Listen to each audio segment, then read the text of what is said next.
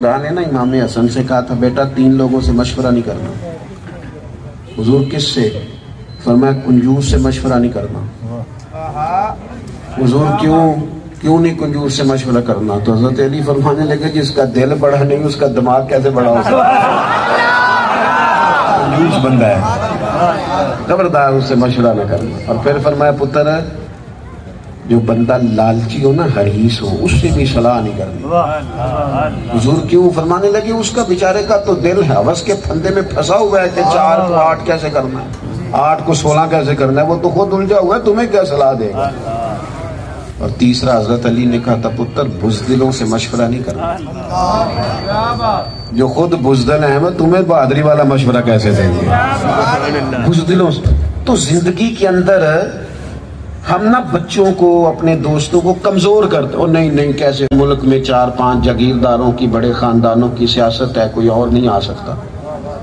سمجھانے کے لیے لکھتے ہیں، کہتے ہیں جی وہ ایک گاؤں کا چودھری فوت ہو گیا تھا، تو بچہ اپنی دادی سے پوچھتا ہے دادی چودھری فوت ہو گیا ہے تو اب چودھری کون بنے گا؟ تو دادی کہنے لگی اس کا پتر.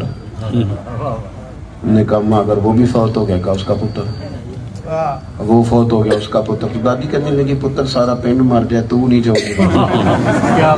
انہوں نے بات سمجھانے کے لیے کی. تو میں نے ان کو نا جب فون کیا، میرا کچھ تعلق تھا، میں نے کہا یہ آپ نے غلط بات لکھی،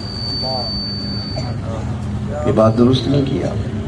اس لیے کہ میں نے دیکھا ہے کہ کسی بہت بڑے ادارے میں اگر غریب کا بچہ پڑھ گیا ہے تو وہاں مینیجر لگا ہوا ہے، اور بڑا آدمی کہلانے والا جو اپنے آپ کو بڑی برادری سے گردانتا تھا، اس کا بچہ نہیں پڑھا تو اسی ادارے کے باہر گن مین کھڑا ہے.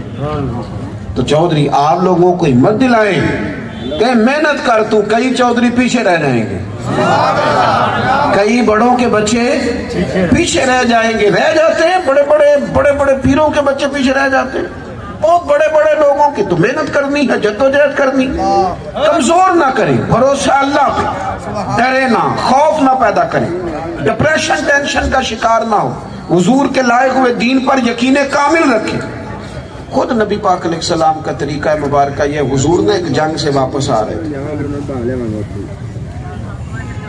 صحابہ بھی ساتھ تھے، تو صحابہ کرام علیہم رضوان کا طریقہ تھا کہ ادباً تھوڑا سا نا پیچھے ہٹ کے آرام کرتے، تھوڑا دور ہو کے لیٹ گئے صحابہ.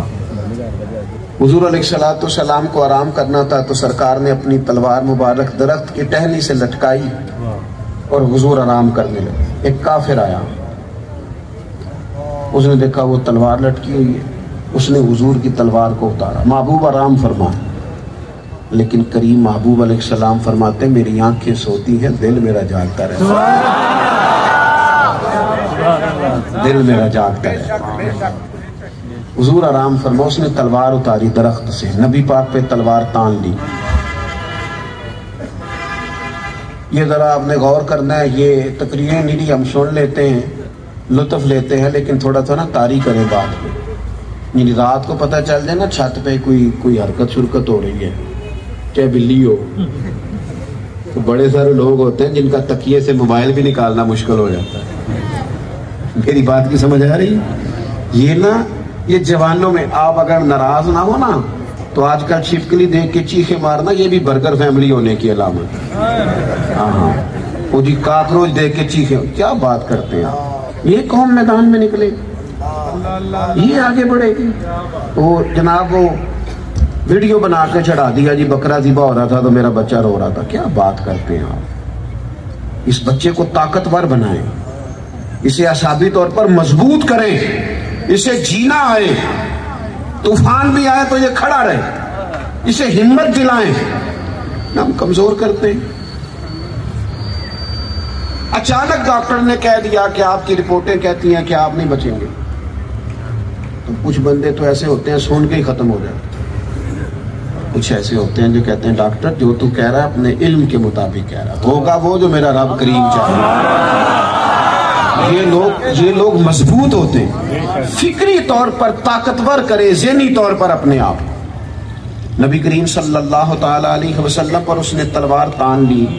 حضور نے مقدس آنکھیں کھولی تو حضور سے کہنے لگا تلوار اس کے ہاتھ ہے، محبوب آرام فرما ہے، ہاتھ میں کوئی اسلحہ نہیں، دائیں بائیں صحابہ بھی کوئی نہیں. کہنے لگا اے محمد صلی اللہ تعالی علیہ وسلم، صحابہ ہے کوئی نہیں، تلوار میرے ہاتھ میں، بتائیے اب آپ کو مجھ سے کون بچائے؟ ایک لفظ ہے جو بندے کو طاقتور کر دیتا ہے، وہ لفظ ہمیں نبی پاک نے سکھایا۔ آپ نے غور کرنی، اور خدا را آج یہ ٹینشن ساری، ڈپریشن، ڈر، یہ یہاں چھوڑ کے جائیے۔ چھوٹی چھوٹی باتوں سے پریشان ہو جانا، ہر بات دماغ پہ سوار کرنا، ہر بندے کی، اور کچھ بندے تو اس قابل ہی نہیں ہوتے ان کی بات سنی بھی جائے، سنی بھی جائے، اور ہم جناب نیرا سنتے ہی نہیں، دماغ پہ بھی سوار کرتے۔ او بندہ تو دیکھنا یار، یہ اس بندے کی بات بھی تو دماغ پہ سوار کرے گا، وہ کرنے والی بات کر۔ ہر بندے کی ایک دوست مجھے کہنے لگے بندے گلاں بڑیاں کرتے ہیں، تو میں کہ گلاں کرن لی ہوندیاں، انہوں کرن دیو۔ بھلا دنیا میں چڑھایا کسے جاتا ہے؟ جو چڑھ جاتا ہے، جو چڑھے نہ اسے کوئی چڑھا سکتا نہیں۔ کہ میں نے مینوں غصہ دوایا سی، تو میں کہا پھر نکما تے تو ہے نا جڑا جھٹ پٹ غصے آ گیا، اس نے دلایا تھا اور تجھے آ گیا، یہ کیا بات ہے؟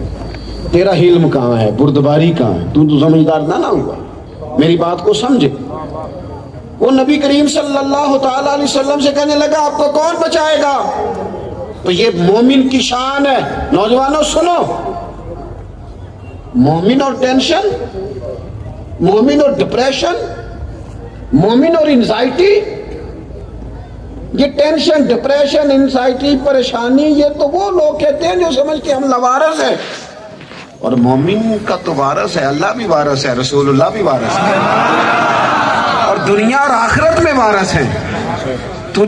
مجھے نا یہ کرونا کے دنوں میں ایک صاحب، مجھے ایک سرکاری جگہ پہ جانا پڑا لیکچر دینے کے لیے ادارے میں، تو کہنے لگے لوگ ڈر بڑھا رہے ہیں، قبر بند ہوتی ہے چاروں طرف سے، پتہ نہیں کیا ہو جائے گا۔ اور میں نے کہا خدا کے بندے، جو رب ماں کے پیٹ میں زندگی دیتا ہے، سبحان اللہ، کیا بات ہے۔ اور اگر آپ غور کریں نا تو کبھی انڈا نکلتے دیکھ، انڈے سے بچہ نکلتے دیکھا آپ نے؟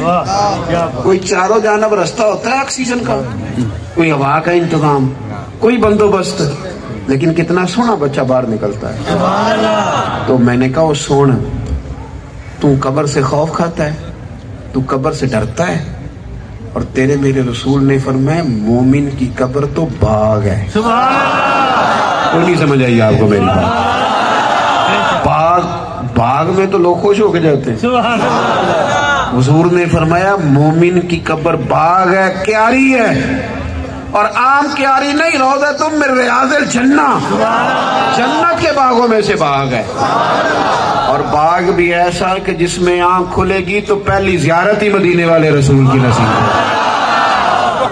وہاں جانے سے ڈرنا ہے، وہاں جانے سے ڈرنا ہے۔ آج پھولے نہ سمائیں گے کفن میں آسی، وہ کہتے ہیں آج تو میں کفن میں ہوں، تو آج تو پھولے نہ سمائیں گے کفن میں آسی، آج پھولے نہ سمائیں گے کفن میں آسی، اس لیے کہ قبر کی رات ہے ان سے ملاقات کی رات، یہ قبر کی رات ہے ان سے ملاقات کی رات۔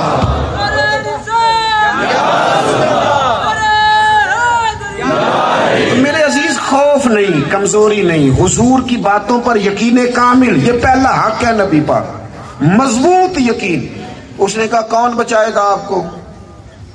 تو نہ تو محبوب نے کسی گھبراہٹ کا اظہار کیا، نہ نبی پاک علیہ الصلوۃ والسلام نے دائیں بائیں دیکھا، ادھر دیکھو میری طرف، حضور نہ مسکرائے، اور وہ لفظ ہمیں بتایا جو سب سے زیادہ طاقتور ہے، اور اسے تھام کے رکھنا، کبھی کمزور نہیں پڑو گے۔ اس نے کہا دائیں بائیں بندہ کوئی نہیں، اسلحہ آپ کے پاس کوئی نہیں، کون بچائے گا؟ تو محبوب مسکرا کے فرمانے لگی مجھے میرا اللہ بچائے گا۔ بس اس کو یاد کر لو، جس کے ساتھ اللہ ہوتا ہے اس کا کوئی کچھ بگاڑ سکتا نہیں۔ بس یہ یاد رکھنا، کام ایسے کرنا جس میں اللہ کی مدد نازل ہو، رب کی مدد کو ناراض نہ کر لینا۔ اللہ بچائے گا، یہ لفظ کہے محبوب، اس لفظ میں اتنی طاقت ہے، اتنی قوت۔ جب کہا نا اللہ بچائے گا تو بندہ کانپنے لگا، تلوار اس کے ہاتھ سے گر گئی۔ حضور نے پھر بھی بڑے اطمینان سے امامہ سمیٹا، اٹھ کے بیٹھے، تلوار اٹھائی، اور پھر مسکرا کے فرمایا مجھے تو اللہ نے بچا لیا ہے، اب تو بتا کون تجھے کون بچا۔ تجھے کون بچائے گا؟ قربان